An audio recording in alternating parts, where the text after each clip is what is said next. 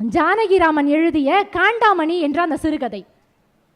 நான் நேரத்தின் அருமை கருதி அந்த சிறுகதையோட போக்க சொல்லிட்டு நிறைவை சொல்லிடுறேன். என்ன கதை அப்படின்னா, மார்க்கம் என்ற ஒரு மனிதர், அந்த மனிதர் வீட்டில் ஒரு மெஸ் வச்சுருக்கிறாரு.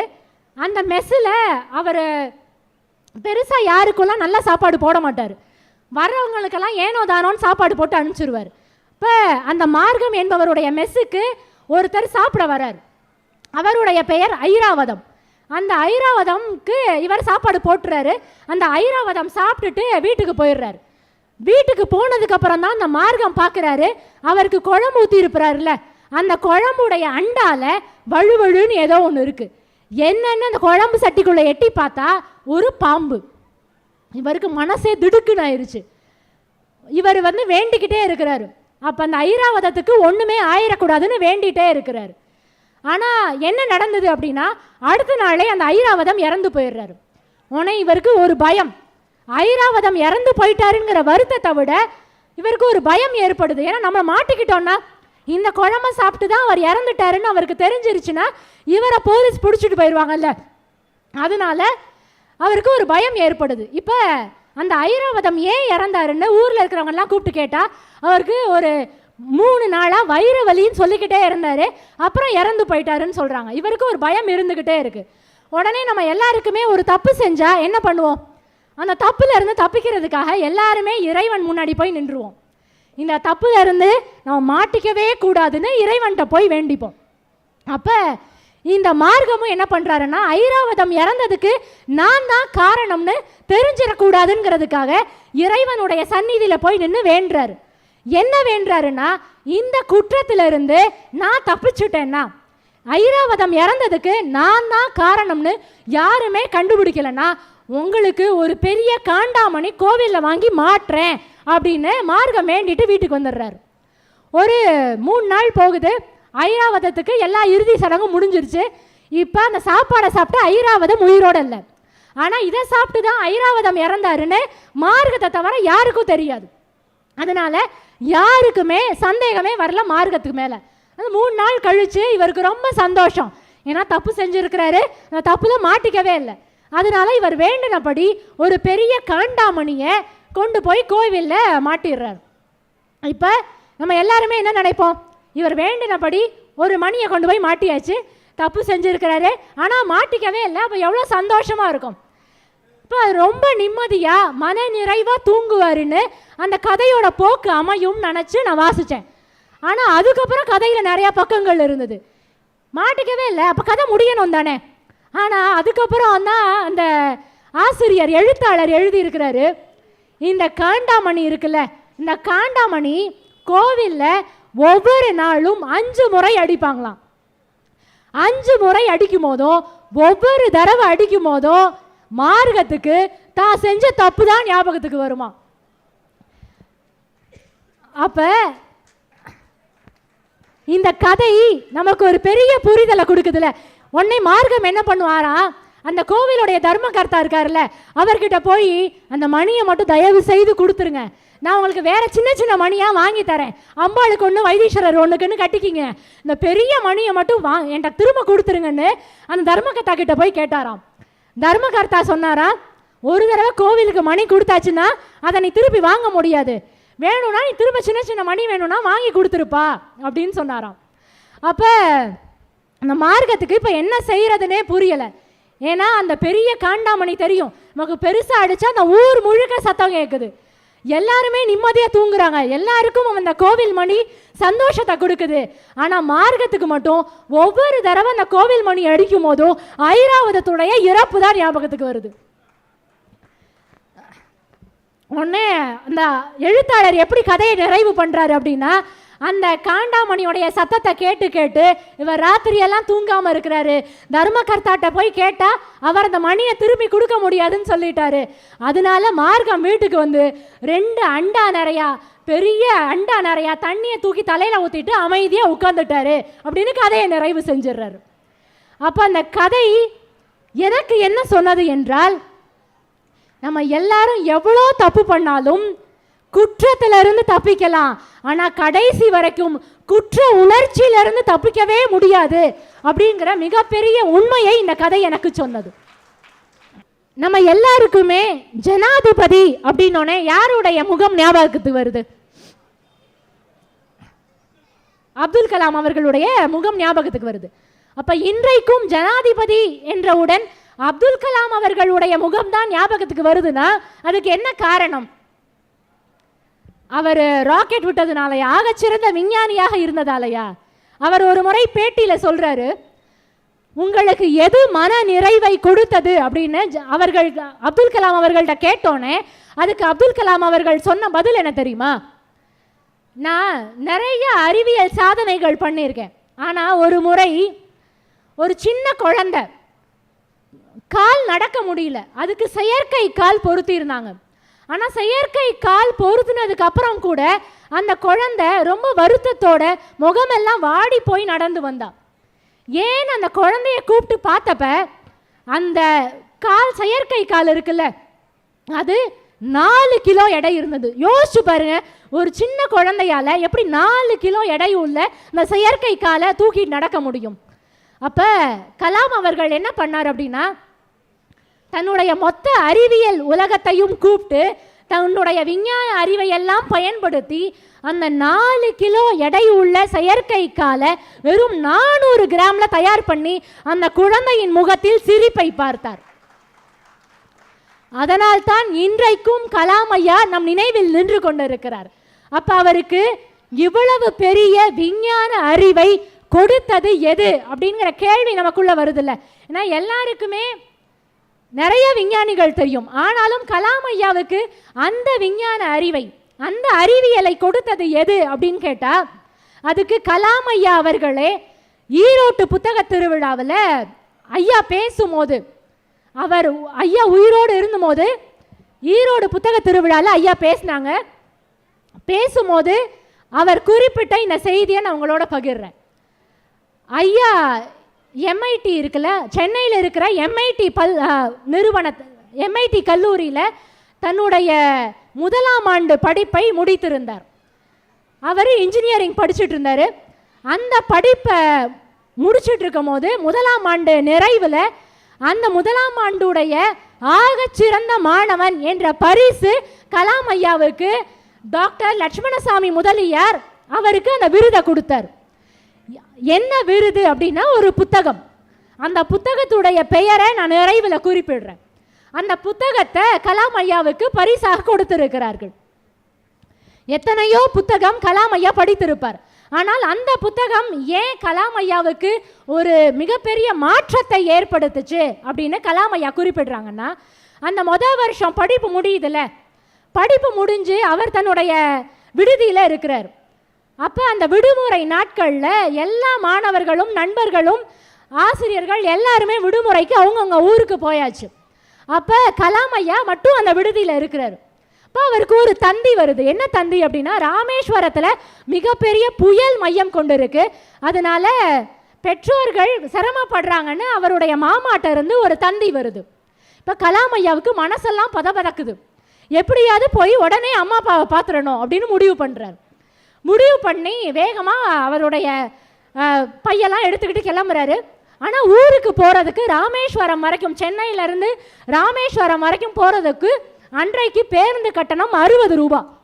அந்த 60 ரூபா கலாம் ஐயா கிட்ட அன்னைக்கு இல்லை. ஐயாவுக்கு என்ன பண்ணுறதுனே புரியலை. அப்போ அவருக்கு டக்குன்னு ஒரு யோசனை வந்தது.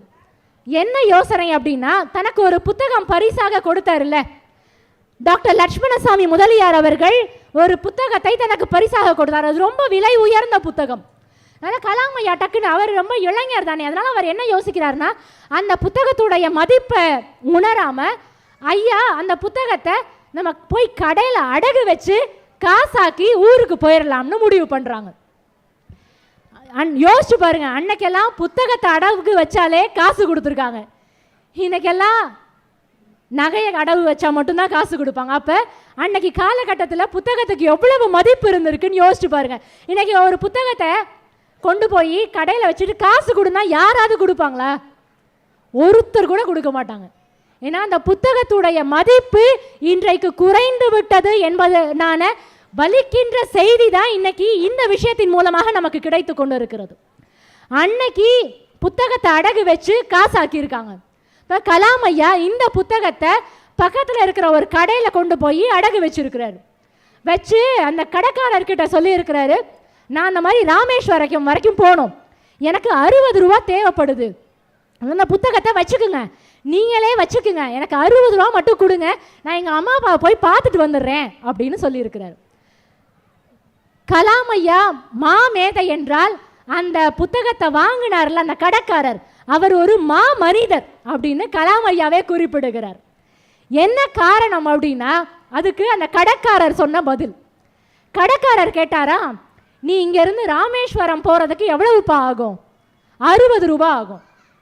சரி, நீ ஒன்று பண்ணு, இந்த புத்தகத்தை விற்காத, நான் பத்திரமா எடுத்து ஓரமாக வச்சிடுறேன், உனக்கு நான் 60 ரூபா தர்றேன், நீ ஊருக்கு போய் உங்கள் அம்மா அப்பாவை பார்த்துட்டு திரும்ப வரும்போது உங்கள் அப்பா கிட்ட இருந்து 60 ரூபா எடுத்துட்டு வா, எடுத்துட்டு வந்து இந்த 60 ரூபாய் என்கிட்ட கொடுத்துட்டு அந்த புத்தகத்தை வாங்கிட்டு போன்னு சொல்லிட்டாராம். இப்போ அந்த கடைக்காரரை மா மனிதர்னு கலாம் ஐயா ஏன் குறிப்பிட்டு இருக்கிறார் என்பது நமக்கு இப்போது புரிந்திருக்கும். ஏன்னா அன்னைக்கு மனிதர்கள் எல்லாம் அப்படி இருந்திருக்கிறாங்க. ஒரு இளைஞன் புத்தகத்தை கொடுத்துடக்கூடாதே, அந்த புத்தகம் இவனுக்கு மிகப்பெரிய அறிவை கொடுக்கும் அப்படிங்கிற புரிதல் அந்த கடைக்காரருக்கு இருந்ததால அந்த புத்தகத்தை அவர் வாங்கிக்கல, நீ விற்க வேண்டான்னு சொல்லிட்டு அதை ஓரமாக வச்சிருக்கிறார். கலாம் ஐயா ஊருக்கு போயாச்சு, அம்மா அப்பா பார்த்தாச்சு, திரும்ப வரும்போது 60 ரூபா வாங்கிட்டு வந்து இந்த கடைக்காரர்கிட்ட கொடுத்தா அந்த கடைக்காரர் ஓரமாக அந்த புத்தகத்தை பத்திரமா எடுத்து வச்சிருக்கிறார். அந்த 60 ரூபாயை கொடுத்துட்டு அந்த புத்தகத்தை வாங்கிட்டு போயிட்டார். புத்தகத்தை விற்கிறதுக்காக தான் கலாம் ஐயா போயிருக்கிறார். ஆனால் அந்த புத்தகத்தை அடகு வையின்னு ஒரு மிகப்பெரிய அறிவை, மிகப்பெரிய தெளிவை அந்த கடைக்காரர் தான் கொடுத்துருக்கிறார். அந்த புத்தகத்தை கலாம் ஐயா வாங்கிட்டு வீட்டுக்கு போயாச்சு.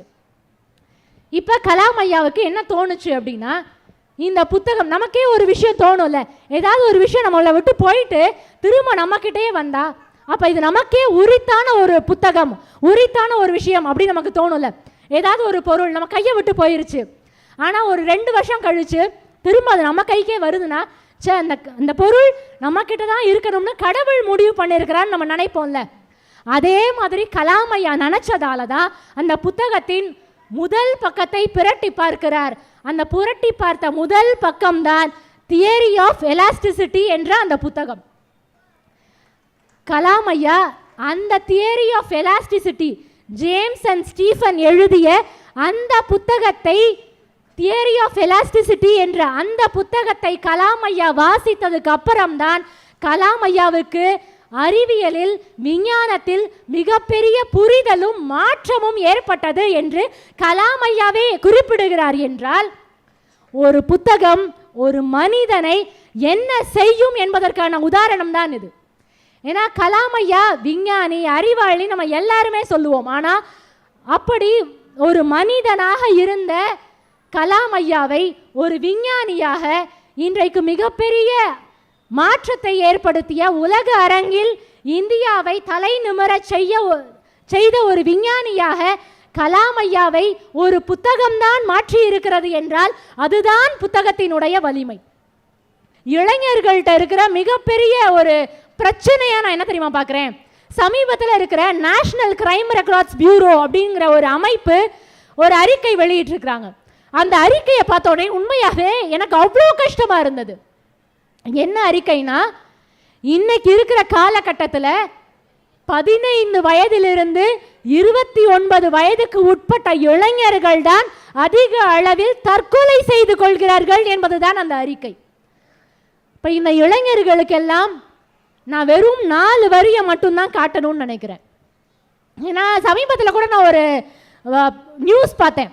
என்ன செய்தி அப்படின்னா, மதுரை மருத்துவக் கல்லூரியுடைய சேர்ந்த ஒரு மாணவன் பவன்குமார் என்ற மாணவன் இன்னைக்கு மருத்துவக் கல்லூரியில் இடம் கிடைக்கிறதுங்கிறது எவ்வளவு சிரமமான விஷயம் யோசிச்சு பாருங்க.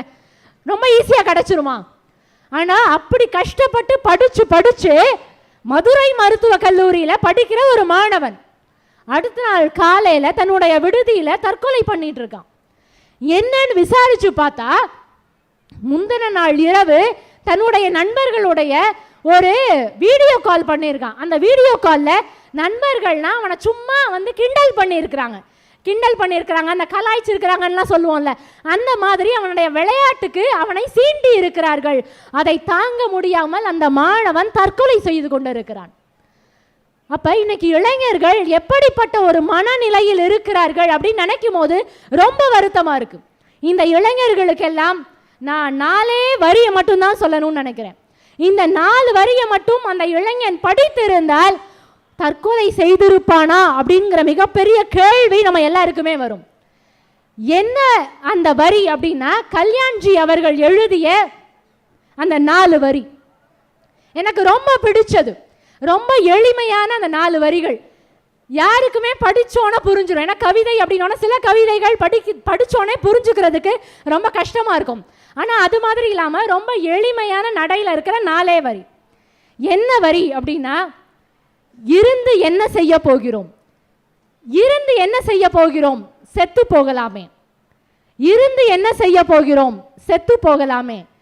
செத்து என்ன செய்ய போகிறோம், இருந்து விட்டே போகலாமே. தற்கொலை பண்ணிக்காதீங்க அப்படிங்கிற ஒரு விஷயத்தை இவ்வளவு எளிமையா ரொம்ப சிம்பிளா எல்லாருக்கும் புரியுற மாதிரி. ஏன்னா இளைஞர்களுக்கு அவ்வளவுதானே, இருந்து என்ன செய்ய போற, செத்து போகலான்னு நினைப்பாங்க. ஆனா கேள்வி என்ன, செத்து என்ன செய்ய போற, இருந்துட்டே போகலாமே. எவ்வளவு எளிமையான அந்த 4 வரி. இந்த 4 வரியை வாசிச்சாலே இளைஞர்களுக்கு ரொம்ப பெரிய தெளிவு பிறக்கும் அப்படிங்கிறது தான் உண்மை. என்னுடைய தங்கச்சி மதுரையில் இருக்கிற ஒரு சிறந்த கலைக்கல்லூரியில் படிச்சுட்டு இருக்கா.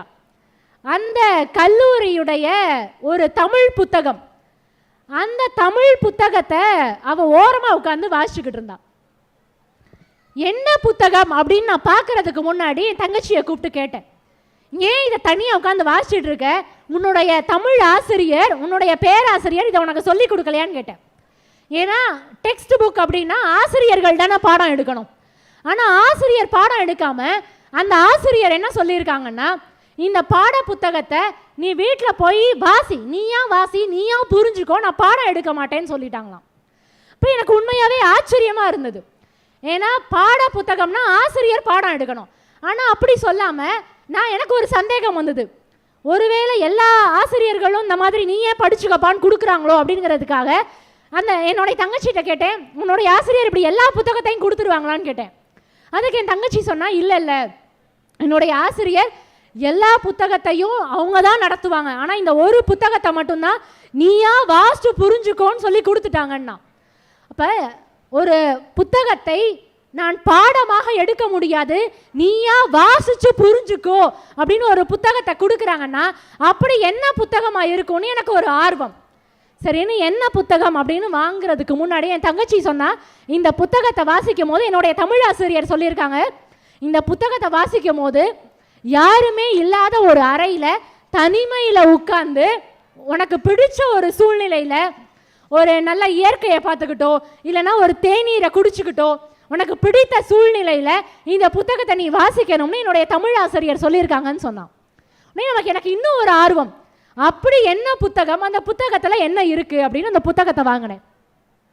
மதுரையில் இருக்கிற ஒரு கல்லூரியுடைய பாட புத்தகமாக இது இருக்கிறது. என்ன புத்தகம் அப்படின்னா, ரவீந்திரநாத் தாகூர் எழுதிய கீதாஞ்சலி அப்படிங்கிற அந்த புத்தகம். இது ஒரு ஆங்கில புத்தகம், ஆனால் வைதேகி அவர்கள் தமிழில் இதை மொழிபெயர்ப்பு செய்திருக்கிறார்கள். அந்த புத்தகம் வெறும் 100 பக்கம் தான் இருக்கு. ஒரு பக்கம் ஆங்கிலத்தில் இருக்கு, அதுக்கு கரஸ்பாண்டிங்கா அந்த ஆங்கில பக்கத்துக்கு பக்கத்திலேயே தமிழில் மொழிபெயர்ப்பு செஞ்சிருக்கிறாங்க. இப்போ 100 பக்கம் அப்படின்னா அது 200 பக்கம் இருக்கு. ஒரு பக்கம் முழுக்க ஆங்கிலத்தில் இருக்கு, ஒரு பக்கம் முழுக்க தமிழில் இருக்கு.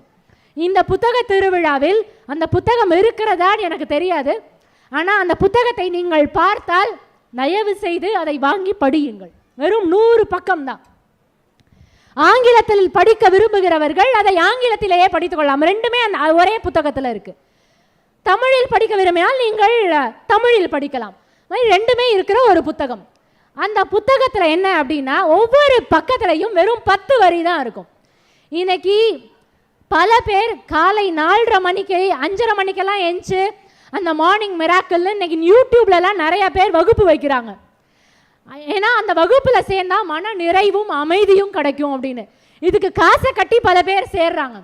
ஆனால் காசு மிச்சப்படுத்தி நம்ம எல்லாருமே அதே நிறைவோடையும் சந்தோஷத்தையோடையும் இருக்கணும்னா அதுக்கு ஒரு எளிய வழி இந்த புத்தகத்தை வாங்கி படிக்கிறது தான். அதே மாதிரி காலையில் 4:30 மணிக்கு எந்திரிங்க. காலையில் 4:30 மணிக்கு எந்திரிச்சு அந்த யூடியூப்ல யாருன்னே, ஏன்னா அவங்கெல்லாம் சர்டிஃபைடு ஆட்களாக நமக்கு தெரியாது, இப்படி யாருன்னே தெரியாத ஒரு நபர் எடுக்கின்ற வகுப்புகளில் போய் சேராமல் 4:30 மணிக்கு எந்திரிச்சு, இல்லை 4:30 மணிக்கு எந்திரிக்கிறது சிரமம்னா எப்போ உங்களுக்கு நேரம் கிடைக்குதோ அந்த புத்தகத்தை எடுத்து வாசித்து பாருங்கள். அந்த புத்தகத்தில் இருக்கின்ற ஒவ்வொரு வரியும் என்ன தெரியுமா, நம்மளுடைய ஆன்மா இறைவனோடு பேசுவது போல் ஒவ்வொரு வரியும் அமைக்கப்பட்டிருக்கும். ஒரு பக்கத்துல 10 வரி தான் இருக்கும். ஆனா அந்த 10 வரியுமே நாம புலம்புறது, ஏன்னா புலம்புறதுக்கு ஆள் இல்லையேன்னு வருத்தப்படுவோம், கஷ்டத்தை சொல்றதுக்கு ஆள் இல்லையேன்னு வருத்தப்படுவோம், நம்மளுடைய சந்தோஷத்தை பகிர்றதுக்கு ஆள் இல்லையேன்னு வருத்தப்படுவோம். இன்னைக்கு அந்த மாதிரியான அவசர சூழ்நிலையை தான் நிறைய அந்த யூடியூப்ல இருக்கிறவங்க அதை வந்து கேபிட்டலைஸ் பண்ணிக்கிறாங்கன்னு சொல்லுவோம், அதை வியாபாரமாக்க நினைக்கிறார்கள். ஆனால் அதை செய்யாம இந்த புத்தகத்தை எடுத்து வாசிச்சா போதும், நம்ம மனசுல என்னெல்லாம் யார்கிட்டையாவது சொல்லணும்னு நினைக்கிறோமோ அது எல்லாத்துக்குமே நம்முடைய ஆன்மாவுக்கு வரி வடிவம் கொடுத்தது போல இருக்கின்றது தான் இந்த கீதாஞ்சலி என்ற இந்த புத்தகம். அதனால யாருக்கெல்லாம் நேரம் கிடைக்கிறதோ தயவு செய்து இந்த புத்தகத்தை வாங்கி படித்து பாருங்கள். ஏன்னா இந்த புத்தகத்தை நான் ஏன் இங்க சொல்றேன் அப்படின்னா, சில பேருக்கு இன்னைக்கு இருக்கிற இளைஞர்களுக்கு நான் ஏன் தமிழ்ல வாசிக்கணும் அப்படின்னு ஒரு கேள்வி இருக்கும். ஆனா அடுத்த தலைமுறை வாசிக்க வேண்டும் என்பதுதான் எங்களுடைய கோரிக்கையை தவிர அவர்கள் தமிழில்தான் வாசிக்க வேண்டும் என்று நாங்கள் ஒருபோதும் சொல்லவில்லை. அதனால ஆங்கிலத்தில் வாசிக்கணும்னா நீங்க வாசிங்க, தமிழில் வாசிக்கணும்னா வாசிங்க. அதுக்காக தான் இந்த புத்தகத்தை நான் பரிந்துரை செய்கிறேன். தமிழில் ஒரு வரி வாசிச்சு அது புரியலைன்னா நீங்கள் ஆங்கிலத்தில் படிச்சுக்கலாம், ஆங்கிலத்தில் ஒரு வரி வாசிச்சு உங்களுக்கு புரியலைன்னா தமிழில் படிச்சுக்கலாம். அதனால தயவு செய்து நீங்கள் இன்றைக்கு வீடு திரும்பும் போது அந்த புத்தகம் இன்றைக்கு திருவிழாவில் இருக்கிறது என்றால் அந்த புத்தகத்தை வாங்கி செல்லுங்கள், பயன்பெறுங்கள் என்பது என்னுடைய அன்பான கோரிக்கை. ஏன்னா இந்த புத்தகத்தை நான் இதுவரை பார்த்ததே இல்லை, அதுதான் உண்மை. அந்த கல்லூரியுடைய பாட புத்தகமாக இது இருந்ததால் அந்த புத்தகம் என்னுடைய கண்ணில் பட்டது, அதை உங்களுக்கு நான் பரிந்துரை செய்கிறேன். இன்னைக்கு எல்லா வீடுகள்லையுமே, ஏன்னா ஒரு 50 வருஷத்துக்கு முன்னாடி வீட்டில் சாமி எல்லாம் இருக்கிறது, கடவுள் இருக்கிறது வெறும் ஒரு ஷெல்ஃபாக தான் இருக்கும், ஒரு 4 தட்டில் தானே வச்சுருப்பாங்க. ஏன்னா அன்றைக்கி பெரிய மாட மாளிகை மாதிரி வீடு கட்டியிருக்க மாட்டோம். நிறைய வீடுகளில் வெறும் ஒரு 4 தட்டில் நமக்கு பிடித்த இறைவனுடைய படத்தை வைத்து நாம் பிரார்த்திப்போம். ஆனால் காலம் மாற மாற இன்னைக்கு வீடு கட்டுற எல்லாருமே வீட்டில் பூஜை அறை அப்படின்னு ஒரு விஷயத்தை அந்த ப்ளூ பிரிண்ட் பிளான் போடும் போதே பூஜை அறையை வைக்கிறீங்க. எல்லாருமே வைக்கிறோம் தானே. இன்னைக்கு வீடு கட்டுற எல்லாருமே எப்படி சாப்பாட்டுக்கு ஒரு அறை, சமையலுக்கு ஒரு அறை வைக்கிறோமோ அது மாதிரி பூஜைக்கு தனியாக ஒரு அறை ஒதுக்குகிறோம். ஆனால் இன்றைக்கும் கூட பூஜைக்கு அறை ஒதுக்குகின்ற நாம் புத்தகத்திற்கு என்று ஒரு அறை ஒதுக்குவதே இல்லை என்பதுதான் வருத்தமான விஷயம். இப்போ பூஜைக்கு அறை, ஏன்னா இது பூஜை எப்படி கடவுளை பிரார்த்திக்கும் போது அது மனசை சுத்தம் செய்யுமோ, அப்போ நீங்கள் புத்தகத்தை வாசிக்கும் போது அது உங்கள் அறிவை சுத்தம் செய்யும் தான்.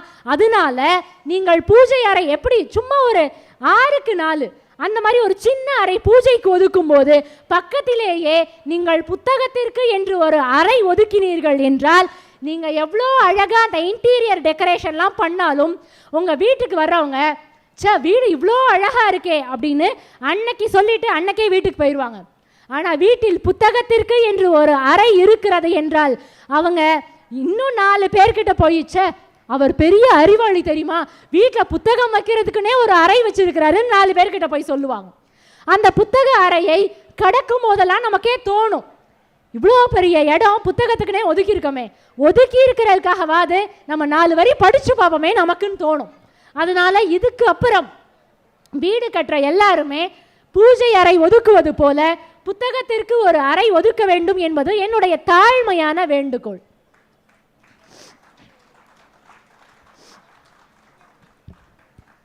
புது அகம் தரும் புத்தகம் அப்படின்னா மனசுல மிகப்பெரிய மாற்றத்தை ஏற்படுத்தும் புத்தகம் அப்படின்னு தான் நம்ம எல்லாருமே நினைக்கிறோம். ஆனா ஒரு எழுத்தாளருக்கு அந்த புத்தகம் மனசுல மட்டும் மாற்றத்தை ஏற்படுத்தலைன்னு அந்த எழுத்தாளர் குறிப்பிடுகிறார். அந்த எழுத்தாளர் யார் அப்படின்னா ஆர்.எஸ். ஜேக்கப் என்ற எழுத்தாளர். அந்த ஜேக்கப் என்ற எழுத்தாளர் கிட்டத்தட்ட 130 புத்தகங்களை எழுதிய ஒரு எழுத்தாளர். அவருக்கு ஒரு 96 வயசு இருக்கும் போது அந்த எழுத்தாளர் இந்த உலகத்தை விட்டு பிரிகிறார். அப்போ அந்த எழுத்தாளர் குறிப்பிட்ட ஒரு புத்தகத்தை நான் சொல்வதற்கு முன்னாடி அந்த எழுத்தாளர் வாழ்க்கையில் நடந்த ஒரு விஷயத்தை குறிப்பிடணும். அந்த ஜேக்கப் அப்படிங்கிற எழுத்தாளர் யார் அப்படின்னா பாத்தியார் போன்ற ஆகச்சிறந்த நூல்களை எழுதிய ஒரு எழுத்தாளர். அந்த எழுத்தாளர் ஒரு ஆசிரியர், அதனால வாத்தியார்னு புத்தகம் எழுதியிருக்கிறாரு, ஒரு ஆசிரியர். ஆனால் அந்த காலத்திலேயே தலைவர்கள் பற்றின நிறைய செய்திகளை தெரிஞ்சு வச்சிருந்த ஒரு ஆசிரியர், அரசியலில் ஈடுபட்டிருந்த ஒருத்தர்.